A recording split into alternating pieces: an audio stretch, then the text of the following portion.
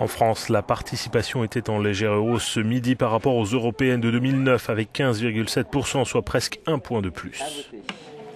On manque de personnages charismatiques comme il y avait jadis en politique.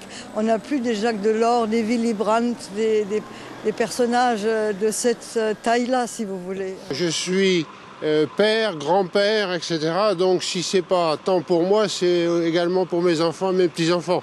Parce que c'est un enjeu vraiment fondamental.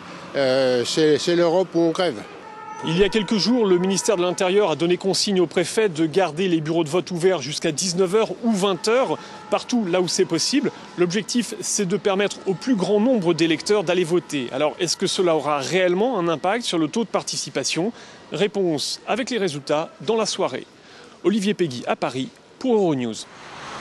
Selon des chiffres non officiels, la participation était significativement à la hausse en Allemagne ce matin.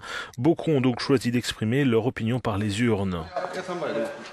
Je trouve que cela manque d'informations, surtout pour les jeunes. C'est comme si cette élection n'avait aucune importance.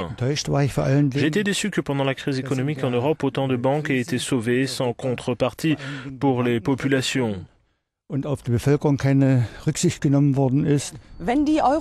Si, comme prévu, le parti eurosceptique AfD, Alternative pour l'Allemagne, obtient 7% des suffrages, les conservateurs n'auront plus le choix. Pour éviter de perdre encore plus de voix avant les élections régionales, ils devront arrêter d'éviter les sujets comme les abus du système social et les critiques contre l'euro. Andrea Buring, depuis Berlin pour Euronews.